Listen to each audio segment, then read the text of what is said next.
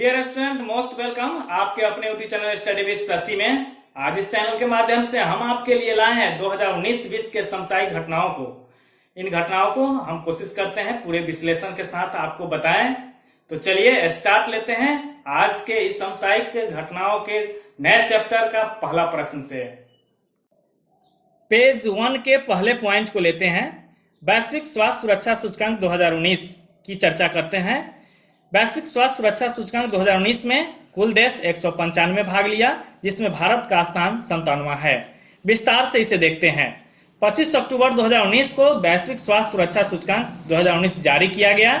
यह सूचकांक Nuclear Threat Initiative एवं Johns Hopkins Center for Health Security ने द इकोनॉमिस्ट इंटेलिजेंस यूनिट के सहयोग से तैयार किया। इस सूचकांक का थीम है building collective action and accountability. यह सूचकांक विश्व स्तर पर महामारी और महामारी के खतरों का पहला व्यापक मूल्यांकन है। इस सूचकांक में अमेरिका शीर्ष स्थान पर, दूसरा स्थान नीदरलैंड, भारत का स्थान 97वां है। अब देखते हैं पॉइंट टू केंद्र शासित प्रदेश जम्मू कश्मीर में जिलों की संख्या। तो जिलों की संख्या की बात करें तो केंद्र शासित प्रदेश जम्मू कश्मीर में जिलों की संख्या 22 है। लद्दाख में जिलों की संख्या 2 है। वो 2 जिला है लेह और कारगिल। अब देखते हैं इसे विस्तार से। 5 अगस्त 2019 को केंद्र सरकार ने जम्मू कश्मीर पुनर्गठन बिल लाकर राज्य को 2 केंद्र शासित प्रदेशों में बांट दिया। आधिकारिक तौर पर केंद्र शासित प्रदेश जम्मू कश्मीर और लद्दाख 31 अक्टूबर 2019 को 2 अलग अलग केंद्र शासित प्रदेश बन गए। अब चलते हैं पॉइंट 3। जम्मू कश्मीर के पहले उपराज्यपाल की बात करें तो गिरीश चंद्र मुर्मू जम्मू कश्मीर के पहले उपराज्यपाल हैं। लद्दाख के पहले उपराज्यपाल के रूप में आर.के. माथुर बने। अब पॉइंट 4 की बात करते हैं। पॉइंट 4 है वर्ल्ड बैंक के ease of doing business ranking 2019 में भारत का स्थान। तो इसमें भारत का स्थान है 63वां है। अब हम खबरों को विस्तार से देखते हैं। वर्ल्ड बैंक की इस ईज ऑफ डूइंग बिजनेस की 2019-20 की लिस्ट में भारत 63वीं रैंक पर आ गया। जॉन कोब के मुताबिक, वर्ल्ड बैंक डेवलपमेंट इकोनॉमिक्स के डायरेक्टर जॉन कोब के मुताबिक भारत तीसरी बार ease of doing business rank में सुधार के मामले में टॉप 10 में शामिल हुआ। टॉप 5 देशों की बात करते हैं तो प्रथम रैंक न्यूजीलैंड, दूसरा रैंक सिंगापुर, तीसरा हांगकांग चीन, चौथा डेनमार्क और 5वां कोरिया है। इस तरह से वर्ल्ड बैंक के ease of doing business ranking 2019 में भारत का स्थान 63वां है और टॉप पे न्यूजीलैंड बना है। पॉइंट 5 की चर्चा करते हैं। फरवरी 2019 में केंद्रीय मानव संसाधन विकास मंत्रालय द्वारा शुभारंभ किया गया ऑपरेशन डिजिटल बोर्ड का उद्देश्य क्या है? तो ये शिक्षा को गुणवत्तापूर्ण बनाने में प्रौद्योगिकी का उपयोग। शिक्षा को गुणवत्तापूर्ण बनाने में प्रौद्योगिकी का उपयोग फरवरी 2019 में केंद्र शासित मानव संसाधन विकास मंत्रालय द्वारा शुभारंभ किया गया ऑपरेशन डिजिटल बोर्ड का उद्देश्य है। अब खबरों को देखते हैं। ऑपरेशन डिजिटल बोर्ड एक बेहतर प्रयास है जो पठन पाठन की प्रक्रिया को इंटरैक्टिव बनाने के साथ ही और शैक्षणिक दृष्टिकोण से सीखने की प्रक्रिया को लोकप्रिय बना देता है। गौरतलब है कि ऑपरेशन डिजिटल बोर्ड का उल्लेख सबसे पहले 2018-19 के बजट में किया गया था। अब चर्चा करते हैं पॉइंट 6 की। पॉइंट 6 है कालेश्वर लिफ्ट सिंचाई परियोजना। तो कालेश्वर लिफ्ट सिंचाई परियोजना ये गोदावरी नदी पे तेलंगाना में स्थित है। लाभान्वित राज्य है तेलंगाना, आंध्र प्रदेश, महाराष्ट्र। इससे जुड़े बातों को देखते हैं। तेलंगाना सरकार ने हाल ही में एक सिंचाई परियोजना लॉन्च की। इस योजना का नाम कालेश्वर लिफ्ट सिंचाई परियोजना है। लिफ्ट सिंचाई का मतलब यह है कि इसमें पानी प्राकृतिक तरीके की बजाय पंपों और तालाबों के जरिए खेतों तक पहुंचाया जाता है। नहर से खेतों में पानी पहुंचाना परंपरागत सिंचाई का साधन है। इस परियोजना के तहत गोदावरी नदी का पानी समुद्र तल से 100 मीटर लिफ्ट कर मेडीगड्डा बांध तक पहुंचाया जाएगा।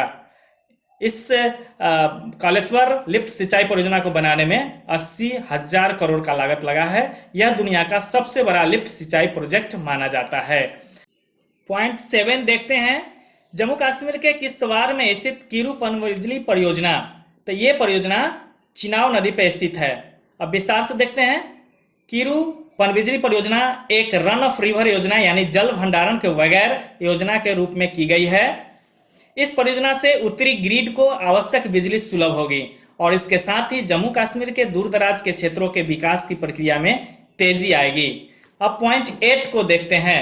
पॉइंट 8 है अवैध अप्रवासियों की पहचान हेतु असम राज्य में लागू किए गए एनआरसी का पूर्ण रूप। तो एनआरसी का पूर्ण रूप है national register of citizen.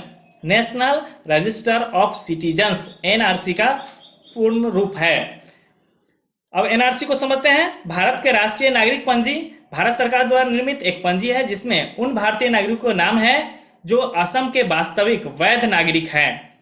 Assam ही ऐसा पहला राज्य है जिसके पास राष्ट्रीय नागरिक पंजी है। अब नजर दौड़ाते हैं पॉइंट 9 पे। स्वच्छ सर्वेक्षण 2019 के तहत राष्ट्रीय स्तर पर शहरों की रैंकिंग में शीर्ष स्थान किसका बना है? तो वो स्थान है इंदौर शहर का। सर्वेक्षण में अंतिम 425वां स्थान प्राप्त है सहरसा बिहार का। देखते हैं विस्तार से। भारत सरकार ने स्वच्छता सर्वेक्षण 2019 के आधार पर देश के सबसे स्वच्छ और साफ शहरों का खिताब एक बार फिर इंदौर के नाम रहा।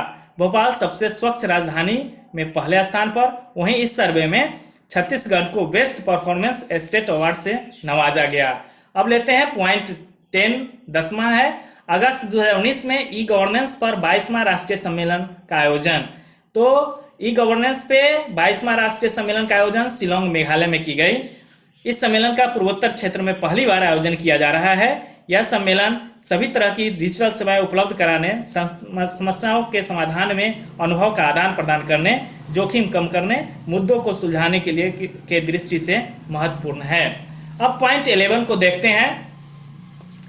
नई दिल्ली स्थित नेशनल वार मेमोरियल समर्पित है। ये स्वतंत्रता के पश्चात विभिन्न मुद्दों पे अपने प्राणों की आहुति देने वाले जवानों की स्मृति है। नेशनल वार मेमोरियल जो कि नई दिल्ली में स्थित है। अब विस्तार से देखते हैं इसके विषय में। राष्ट्रीय समर स्मारक जिसे नेशनल वार मेमोरियल भारत सरकार द्वारा नई दिल्ली के इंडिया गेट के आसपास के क्षेत्र में अपने सशस्त्र बलों को सम्मानित करने के लिए बनाया गया एक स्मारक है। भारत के प्रधानमंत्री नरेंद्र मोदी ने 25 फरवरी 2019 को इंडिया गेट के पास 44 एकड़ में बना नेशनल वार मेमोरियल राष्ट्र को समर्पित किया। पॉइंट 12 नंबर पॉइंट को देखते हैं। रेमन मैग्सेसे पुरस्कार 2019 पाने वाला एनडीटीवी पत्रकार रवीश कुमार का संबंध। तो रवीश कुमार का संबंध है बिहार से। ये जाने वाले एनडीटीवी के वरिष्ठ पत्रकार हैं। यह सम्मान एशिया में साहसिक एवं परिवर्तन नेतृत्व के लिए दिया गया है। रवीश कुमार को यह सम्मान बेआवाजों की आवाज बनाने के लिए तथा हिंदी टीवी पत्रकारिता के उनके योगदान को देखते हुए दिया गया है। अब चलते हैं 13 पॉइंट पे। राजीव गांधी खेल रत्न अवार्ड 2019 से नवाजे गए बजरंग पुनिया और दीपा मलिक का संबंध।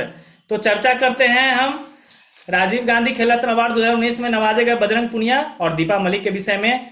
तो ये आपको बजरंग पुनिया जो है रेसलिंग से है और दीपा मलिक पैरा एथलेटिक्स से है। वर्ष 2019 के लिए राजीव गांधी खेल रत्न पुरस्कार कुश्ती के उस्ताद बजरंग पुनिया और एथलेटिक्स खिलाड़ी दीपा मलिक को दिया गया। यह पुरस्कार खेलों की दुनिया में दिया जाने वाला सबसे बड़ा पुरस्कार है। इस पुरस्कार की शुरुआत 1991 और 92 में हुई। इस पुरस्कार के विजेता को 7.5 लाख रुपए पुरस्कार राशि रूप में मिलते हैं। यह पुरस्कार हर साल दिया जाता है। अब देखते हैं 14 पॉइंट को। संयुक्त राष्ट्र संघ द्वारा वर्ष 2019 मनाया गया। तो संयुक्त राष्ट्र संघ द्वारा वर्ष 2019 मनाया गया है देसी भाषाओं का अंतर्राष्ट्रीय वर्ष तथा संयम का अंतर्राष्ट्रीय वर्ष के रूप में।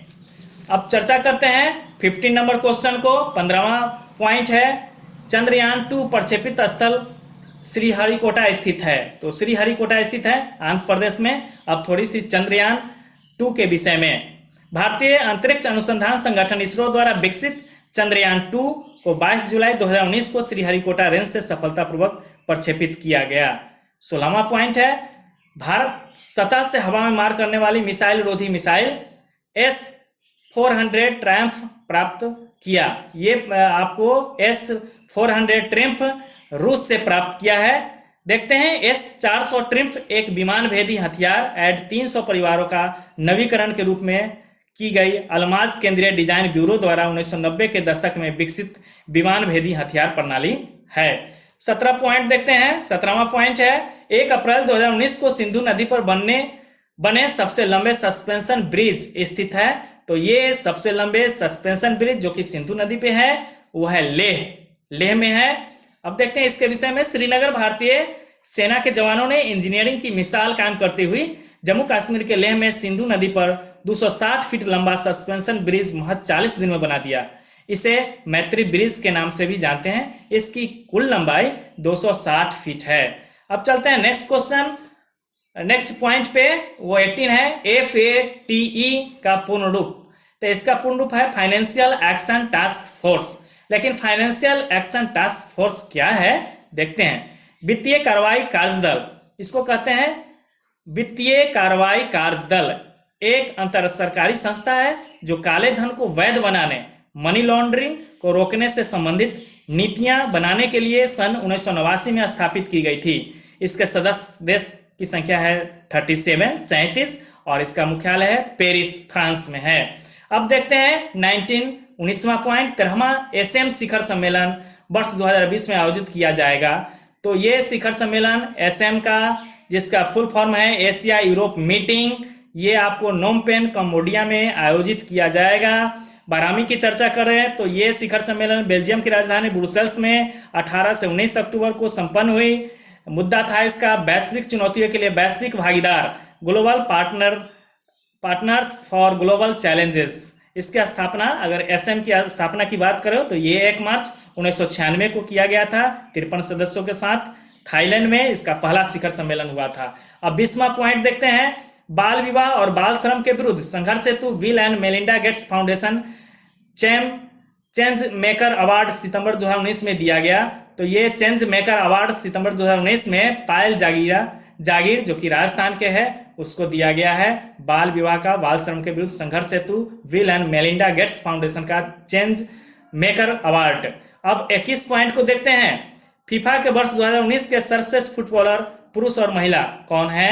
तो वो पुरुष वर्ग में है लियोनेल मेसी और महिला वर्ग में है मेगन रैपिनो। 22वां पॉइंट देखते हैं, लोक प्रशासन प्रबंधन का अकादमिक उत्कृष्टता के लिए वर्ष 2019 का लाल बहादुर शास्त्री पुरस्कार प्रसिद्ध वैज्ञानिक को प्रदान किया गया है। वो प्रसिद्ध वैज्ञानिक है वनस्पति के डॉक्टर मंजू शर्मा। 23वां पॉइंट देखते हैं, 53वें ऑस्कर पुरस्कार हेतु हिंदी फिल्म भारत की आधिकारिक प्रविष्टि, यानी किस फिल्म को ऑस्कर पुरस्कार के लिए प्रविष्टि मिली आधिकारिक रूप से, तो वह है गली बॉय। अब गली बॉय के विषय में थोड़ी देखते हैं। गली बॉय जोया अख्तर द्वारा निर्देशित फिल्म है। इस फिल्म में अभिनेता रणबीर कपूर एवं अभिनेत्री आलिया भट्ट है और इस फिल्म में सामाजिक मुद्दों और जीवन पर अपने विचार व्यक्त करने के लिए संघर्ष को दिखाया गया है। अब लेते हैं पॉइंट 24, वो है सितंबर 2019 में अमेरिका के नए राष्ट्रीय सुरक्षा सलाहकार, तो वो है रॉबर्ट ओ ब्रियन अमेरिका के नए राष्ट्रीय सुरक्षा सलाहकार हैं। 25वां पॉइंट जो कि लास्ट पॉइंट है, महात्मा गांधी की 150वीं जयंती के अवसर पर प्रधानमंत्री ने देश को खुले में शौच से मुक्त घोषित किया। महात्मा गांधी जी का 150वीं जयंती पर देश को खुले में शौच मुक्त घोषित किया गया। यह घोषणा प्रधानमंत्री द्वारा अहमदाबाद में साबरमती रिवर फ्रंट पर आयोजित एक समारोह में की गई।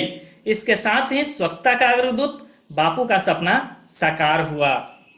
डियर स्टूडेंट, अभी आप सुन रहे थे पूरे विश्लेषण के साथ समसामयिक घटनाओं को। उम्मीद है आप इसे पसंद करेंगे। यदि आप हमारे चैनल पे नए हैं तो सब्सक्राइब करें और साथ ही बेल आइकन को दबाना न भूलें ताकि आपको मिल सके हमारा सारे नए चैप्टर, नए सेट का नोटिफिकेशंस। Thank you.